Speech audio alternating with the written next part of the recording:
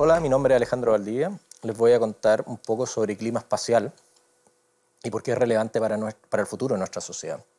A medida que nos estamos haciendo cada vez más dependientes de la tecnología espacial, por ejemplo, el posicionamiento, telecomunicaciones, etcétera, eh, nos vamos a empezar a dar cuenta de que el Sol afecta eh, tremendamente estas tecnologías y por lo tanto va a ir afectando cada vez más nuestra vida. Y esto tiene que ver con este tema de cómo es el ambiente alrededor de la Tierra, que nosotros le llamamos el clima espacial o algunas personas le llaman meteorología espacial. Y en particular, a medida que nosotros empecemos a relacionarnos con o a ir a pensar en colonizar otros planetas como Marte o alguna de las lunas de los planetas mayores, vamos a darnos cuenta que este clima espacial va a ser tremendamente importante porque la Tierra tiene una gracia, un campo magnético que nos protege del Sol, pero otros planetas como Marte no la tienen. Y a medida que pensamos en convertirnos en una civilización interestelar de colonizar otros planetas o en otras estrellas, vamos a tener que ser muy cuidadosos. Y por suerte tenemos un enjambre razonablemente grande de satélites monitoreando el espacio alrededor de la Tierra para ir entendiendo las implicancias de convivir con una estrella, en lo que nosotros llamamos el clima espacial.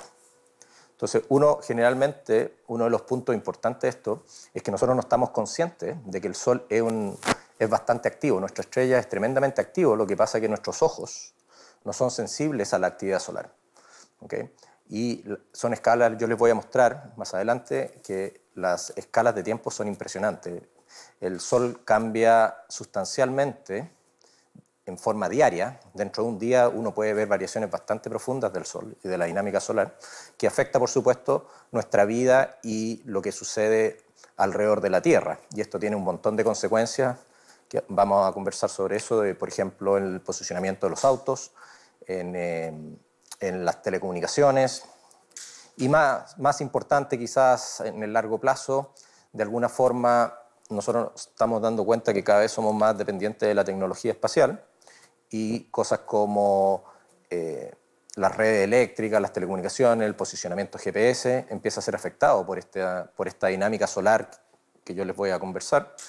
Y en particular va a ser realmente importante porque cada vez, ¿no es cierto?, estamos pensando en convertirnos en una sociedad interplanetaria, en el sentido de que, ¿no es cierto?, hay planes para ir a habitar la Luna y eventualmente Marte, y quizás las lunas de algunos de los planetas más grandes.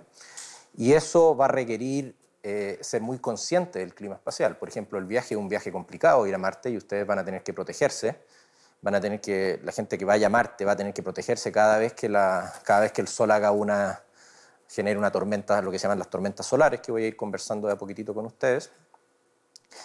Y en particular, nosotros en la Tierra tenemos una gracia, que tenemos el campo magnético de la Tierra que nos protege profundamente, y Marte no tiene un campo magnético como el nuestro, y eso significa que probablemente la gente en Marte va a tener que vivir bajo tierra o con algún tipo de protección muy grande.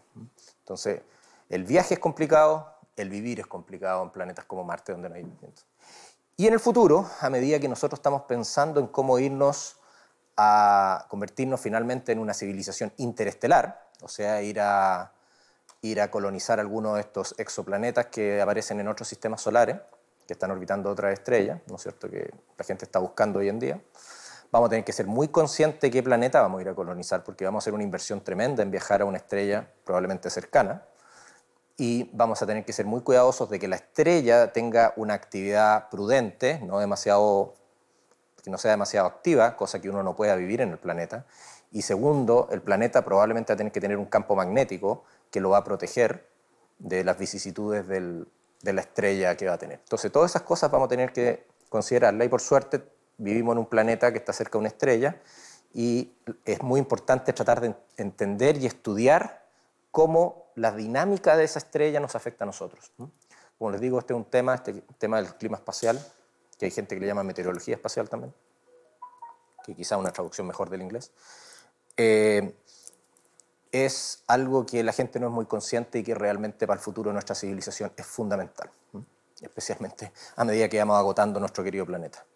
Entonces, por ejemplo, aquí uno puede ver cómo la magnetósfera, que es esta cavidad magnética, no se acerca a la Tierra, ¿no es cierto? La Tierra tiene un campo magnético, ese campo magnético nos protege de lo que viene del sol viene una cantidad permanentemente eyecta partículas, ¿no es cierto? Partículas cargadas de alta energía, y la magnetosfera de la Tierra, que es la cavidad donde controla la dinámica del campo magnético de la Tierra, ¿no es cierto?, nos protege de lo que viene el viento solar. Y aquí se nota que esta cavidad lo que hace es protegernos generalmente de la vicisitud del viento solar. La Tierra tiene este campo magnético, Marte no la tiene, y eso hace que vivir en Marte es complicadísimo, especialmente para la gente tanto en el viaje hacia Marte, que va a salir de la magnetosfera terrestre, que es la cavidad que nos protege, y vivir en Marte va a ser también complicado. Vamos a tener que hacer algo al respecto, y probablemente la gente va a tener que vivir bajo tierra para poder protegerse de las vicisitudes de la estrella. Uno no es muy consciente que el campo magnético de la Tierra es lo que nos permite vivir en la Tierra, y eso es algo tremendamente fundamental. El campo magnético de la Tierra es la razón por la cual puede haber vida en este planeta. Y la gente lo mira en menos el campo magnético de la Tierra, pero en realidad es fundamental.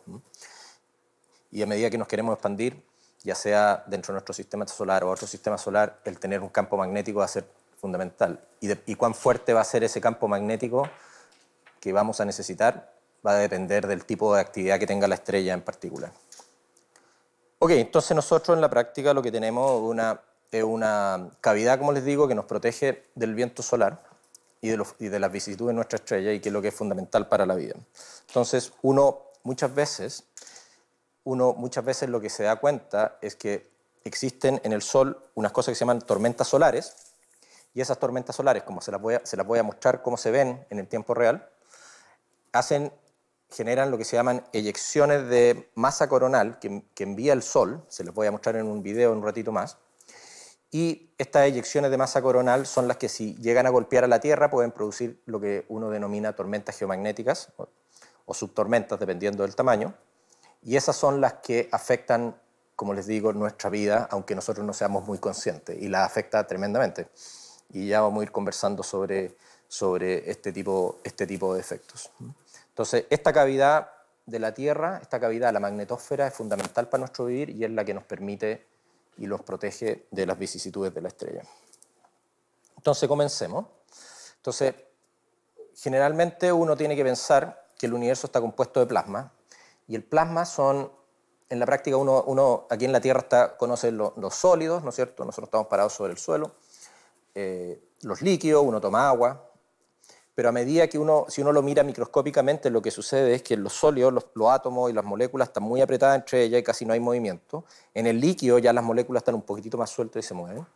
Los gases, las moléculas y átomos están mucho más libres a moverse. Y lo que pasa con un plasma es que se ionizan, se separa el núcleo de los electrones, y entonces tenemos lo que se llama un gas ionizado, donde hay cargas positivas y negativas dando vueltas. Y eso es importante porque lo que nosotros vemos del universo en la práctica es puro plasma, y lo que hay en el espacio es plasma. Es solamente partículas cargadas. Entonces, cuando uno piensa en el espacio, que piensa que es vacío, realmente no es vacío, está tremendamente lleno, o sea, tremendamente lleno, pero a ver, es un vacío que en la Tierra nosotros no seríamos capaces de reproducir ni con la mejor tecnología que tenemos, pero es suficientemente, hay algo ahí, hay un plasma que puede afectarnos terriblemente. Y para la gente que va a vivir en Marte va a ser complicadito. Entonces, esto es, por ejemplo, las primeras fotos de Galileo. Entonces no son fotos, son dibujos de Galileo, cuando tenía su telescopio y miraba el Sol. Y aquí hay un video muy bueno, que la gente juntó esas imágenes y formó este video de las manchas solares del Sol. Entonces estos son varios días, uno ve cómo las manchas solares se mueven, y es bastante impresionante. Estas fueron las primeras lógicas que empezó a darse cuenta el mundo, hace ya bastantes siglos, de que el Sol era tremendamente activo. Y hoy en día, por supuesto, tenemos un enjambre de satélites mirando el Sol, y uno se da cuenta de que el Sol es infinitamente activo. Lo que pasa es que nosotros no nos damos cuenta porque nuestros ojos no son sensibles a esa dinámica. Nosotros miramos en el visible, y toda la parte interesante del Sol en realidad sucede en frecuencias más altas, que son rayos X, rayos gamma, ultravioleta. Entonces Entonces, ese tipo de dinámica y partículas, una cantidad enorme de partículas que está eyectando el Sol permanentemente y a veces en una forma, es casi un tsunami de plasma que sale y eso se llaman las eyecciones de masa coronal.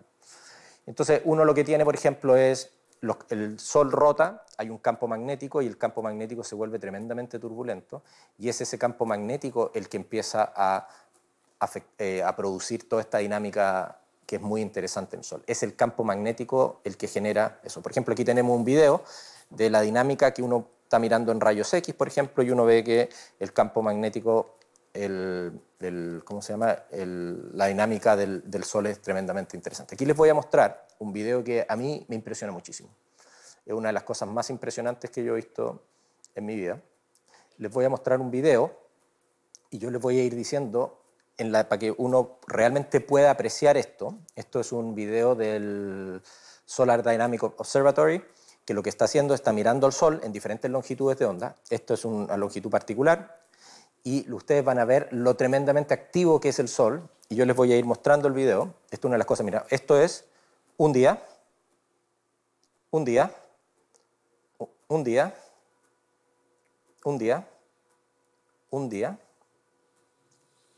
un día, y ustedes se dan cuenta que el Sol es tremendamente activo, está todo el día emitiendo estas eyecciones. Ustedes ven esos como blobs de plasma que salen volando, eso se llaman las eyecciones de masa coronal, cuando el Sol está activo, en su fase activa, porque tiene un ciclo de 11 años que pasa de una etapa activa a una etapa tranquila, digámoslo, de alguna forma, uno ve esa cantidad de emisiones de masa coronal. Si esas emisiones de masa coronal golpean a la Tierra, se genera lo que se llama una tormenta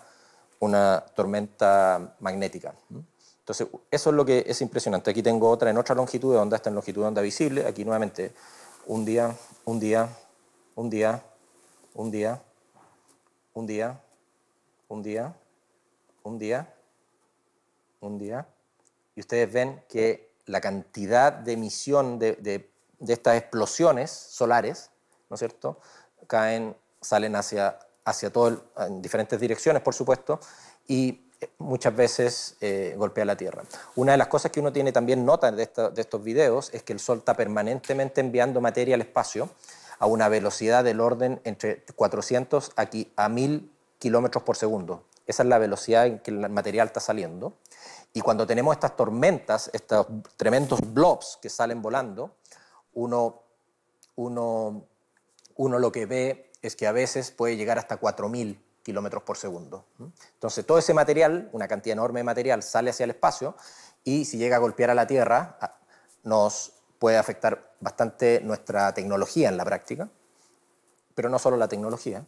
Y lo que es interesante es que gracias al campo magnético de la Tierra los efectos no son terribles. La gente que va a vivir en Marte va a tener que ser muy cuidadoso de eso y van a tener que estar monitoreando permanentemente la actividad solar, porque cuando salen esos blobs, y esos blobs, estos que se llaman coronal mass ejection, nos golpea la Tierra, o golpea Marte en este caso, van a tener que protegerse. Y los que van en las naves espaciales van a tener que protegerse y probablemente, si es que viene uno de estas cosas y va a golpear la nave, van a tener que meterse detrás de los refrigeradores. ¿Por qué los refrigeradores?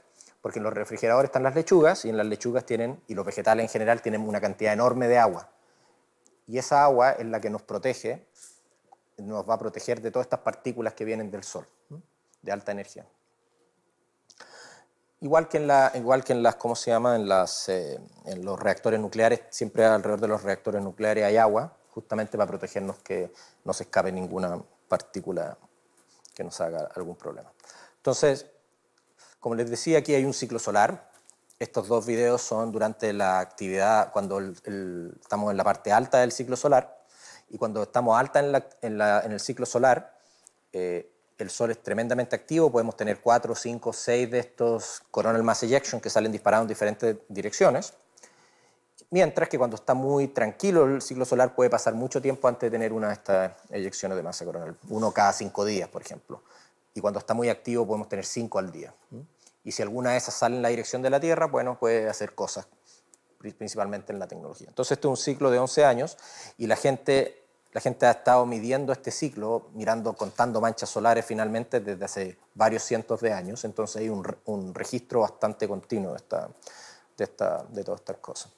¿Okay? Entonces aquí tenemos, generalmente uno lo que cuenta y cómo sigue la actividad, uno se da cuenta en esta imagen que cuando la actividad solar es muy alta, la emisión es en todas estas longitudes de onda, en rayo X, ultravioleta, rayos gamma, es tremendamente activo, todo el tiempo se están emitiendo, mientras que cuando estamos en la parte baja, que hay pocas manchas solares, uno ve que el sol está muy, muy tranquilo.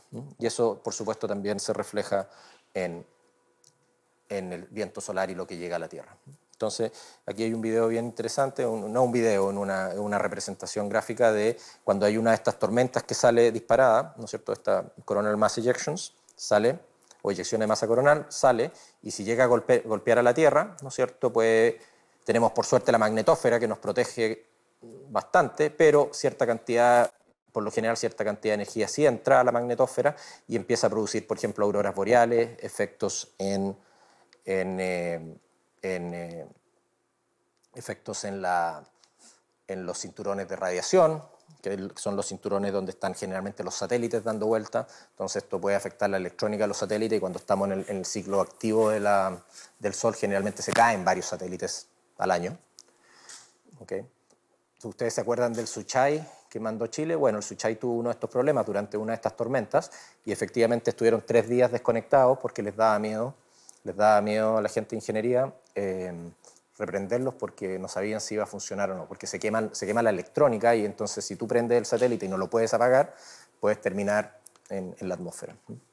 Lo otro que afecta muchísimo es, por ejemplo, posicionamiento, cuando está muy activa cuando el Sol está muy activo, envía una de estas eyecciones de masa coronal y llega a la Tierra, o a la magnetósfera, golpea la magnetósfera, que es la que nos protege, la ionosfera se vuelve tremendamente activa y empiezan a haber problemas de telecomunicación con los satélites y entre la Tierra también. Empiezan a haber problemas de posicionamiento y esto va a ser complicadito porque, en cierto sentido, si ustedes se acuerdan, o si ustedes lo piensan, ahora se están poniendo de moda los autos autónomos, ¿no es cierto? Que van a andar por la calle en todas solitos, ¿no es cierto? El futuro es, yo me voy a comprar un auto autónomo, me voy a traer a la oficina y después yo lo voy a mandar a hacer de taxi. Van a estar llenos de autos autónomos funcionando de taxi en Santiago, en las ciudades en general, y si ellos tienen un error de 30 metros de posicionamiento, ¿dónde van a terminar? Van a terminar dentro de una casa.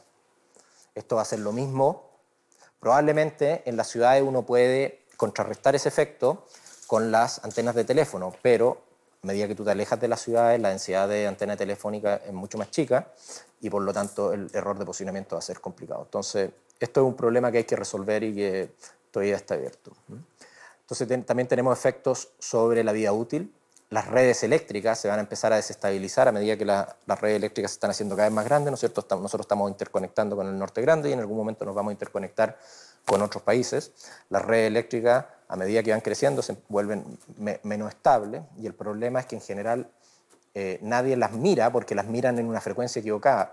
La gente está preocupada de los 50 y 60 Hz, que son las redes eléctricas que nosotros estamos, a esa frecuencia funciona, ¿no es cierto?, nuestra electricidad. Entonces la gente mira cerca de esa frecuencia y aquí hay que mirar en órdenes de segundos y minutos y por lo tanto ese es un problema interesante que está abierto también. Y hay países que están empezando a monitorear sus redes eléctricas en frecuencias más altas donde se producen grandes corrientes. Hydro-Québec, que tiene una red en el sur de Canadá y en el norte de Estados Unidos, se cayó por una de estas tormentas solares en 1989 y dejó a todo el norte de Estados Unidos y el sur de Canadá oscuras durante varias horas. Y imagínense lo que es eso en el invierno. Y eso puede empezar a suceder cada vez más en forma más seguida a medida que nuestros sistemas eléctricos son cada vez más interconectados. Lo otro interesante es, por ejemplo, los sistemas de navegación van a ser complicados también, como ya les dije, el posicionamiento. Los viajes en avión, los viajes largos, por ejemplo, los viajes interantárticos, transantárticos, transárticos, van a tener problemas y ese es un problema re interesante que la gente está trabajando hoy en día, que es, si yo tomo un avión, por ejemplo, de Santiago a Sydney, ¿no es cierto?, dura más o menos 14 horas o 18 horas, la última vez que lo tomé creo que fueron 18 horas. Tú tomas este viaje, ¿no es cierto? Y si tú tienes una tormenta solar en la mitad, hay una cantidad de radiación razonable que es como del orden de 1 o 2 radiografías. Entonces, si tú te fijas, si tú estás haciendo esto permanentemente, te estás sacando 2 radiografías para allá, 2 radiografías para acá, una radiografía para allá, otra para acá. Entonces, es una cantidad enorme de radiación. Y la gente que trabaja en los aviones, ¿no es cierto?, y los pasajeros.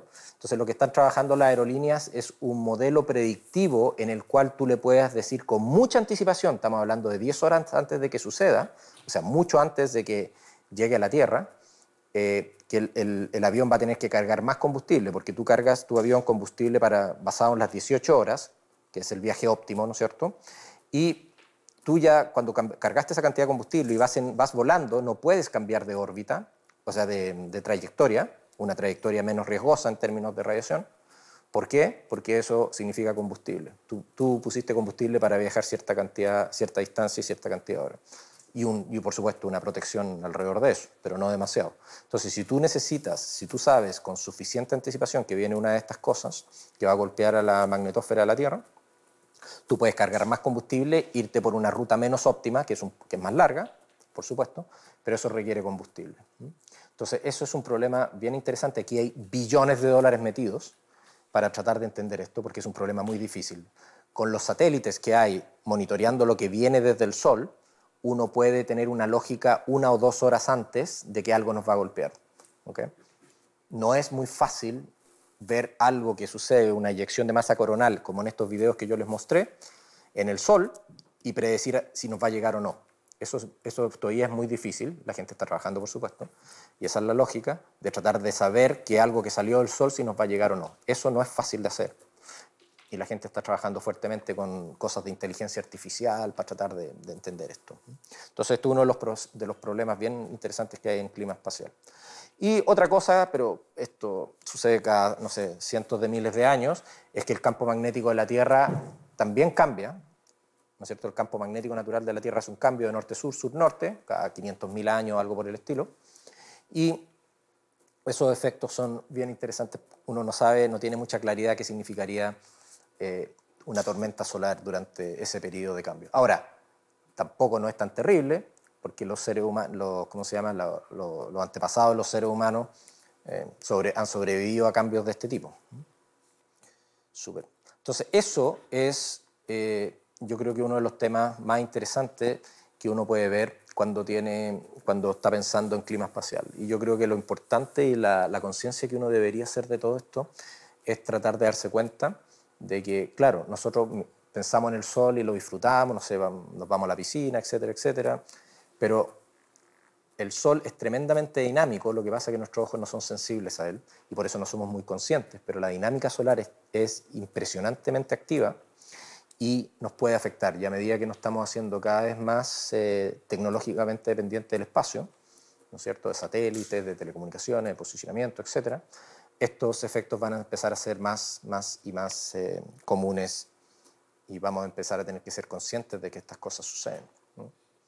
O sea, por ejemplo, en la minería, mucha gente está empezando a usar, por ejemplo, lo que se llama precision farming, que es tú pones una máquina que empieza a cosechar o a plantar por GPS.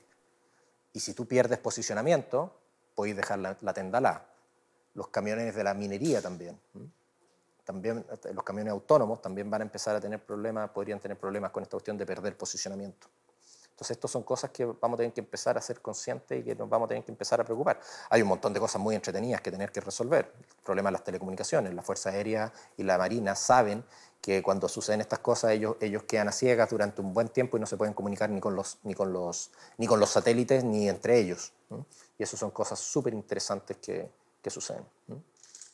Y no solo la Marina de Chile, todas las marinas y todas las fuerzas aéreas tienen este problema, que es un problema de telecomunicaciones. La ionosfera, que es por donde pasa todas las telecomunicaciones en la práctica o donde rebotan también, se vuelve tremendamente, cuando tenemos actividad solar fuerte, se vuelve muy turbulenta y por lo tanto es re difícil pasar telecomunicaciones, que las señales de radio pasen y crucen la ionosfera. Y por eso mucha gente hoy en día está tratando de trabajar en telecomunicación por láser con los satélites. La telecomunicación con láser se afecta menos, es menos afectada que la radiofrecuencia cuando pasan por la ionosfera y por lo tanto uno podría seguir funcionando en telecomunicación sin mayores problemas. Y como yo les contaba, por ejemplo, aquí estábamos con la gente que trabaja en el Suchai, que tuvieron también un problema bien interesante. Entonces, ¿por qué es importante para Chile? Bueno, en Chile lo interesante es que hay una masa crítica bien potente de gente, bien reconocida en el mundo, que trabaja en esto del clima espacial. Y yo creo que una de las cosas que nosotros ya somos conscientes es que tenemos que ir entrenando las nuevas generaciones de los científicos que van a empezar a trabajar en este tipo de cosas. Y la gracia de esto es que es un tema súper interdisciplinario, ¿no es cierto? Requiere teoría, modelamiento, simulaciones, uno hace unas tremendas simulaciones, observaciones, uno hace desarrollo tecnológico, ¿no es cierto? Uno está trabajando, por ejemplo, aquí hay unas simulaciones muy bonitas de magnetohidrodinámica que tratan de ver, y uno se puede ver que la dinámica es tremendamente activa, ¿no es cierto? Cuando viene el viento solar y golpea la magnetósfera varía muchísimo, ¿no es cierto?, durante estos procesos.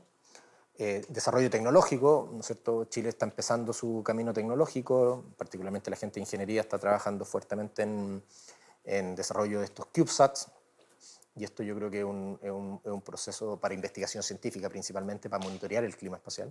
Yo creo que ese es un futuro bien promisorio, porque es algo que se puede hacer a un costo razonablemente bajo.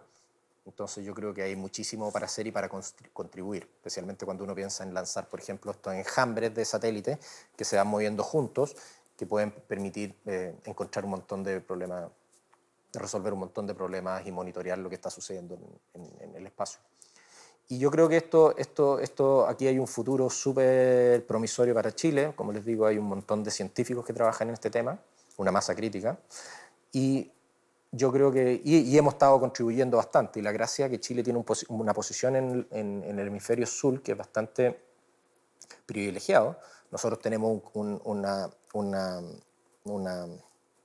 cobertura en latitud enorme, o sea, nosotros partimos del 23, ¿no es cierto?, y llegamos hasta el 90 en la práctica, a través de la Antártica, y eso no existe más en el hemisferio sur. Australia es un rango chiquitito, África llega bastante más arriba, entonces eso es una de las cosas que Chile tiene de poder, de tener esa cobertura latitudinal, donde en este momento hay re pocos cosas que están funcionando como para monitorear, y una de las cosas que uno puede, por ejemplo, desarrollar en Chile, que son bien interesantes, es poner una red enorme de magnetómetros, bastante densa, para tratar de monitorear cómo estas cosas empiezan a afectar. Tanto la ionosfera, que es una cosa que estamos haciendo nosotros, de monitorear cómo está la ionósfera. En Chile hay una red bastante importante de GPS que nos permiten construir, por ejemplo, un modelo o construir una descripción de espacial de lo que está haciendo la ionósfera y cuán activa está.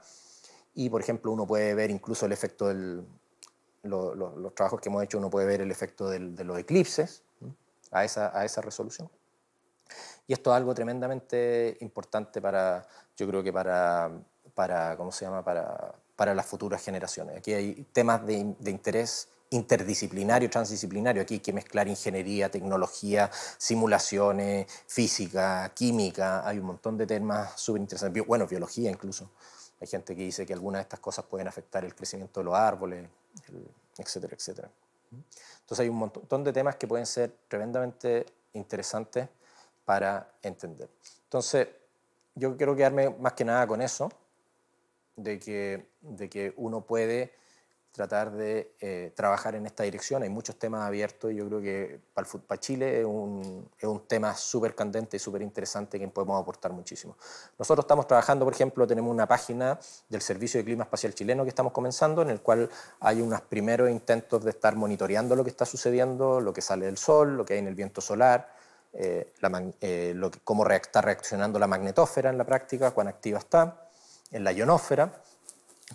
Usamos hartas cosas de inteligencia artificial para tratar de generar algunos pronósticos una o 2 horas hacia adelante, y eso es algo que estamos tratando de incentivar, ¿cierto? Un servicio de clima espacial chileno que nosotros creemos que puede ser muy interesante para empezar. Hay varios países que están trabajando en esto. Nosotros nos asociamos con Brasil, con Argentina, con México, para tratar de hacer algo como más global, regional.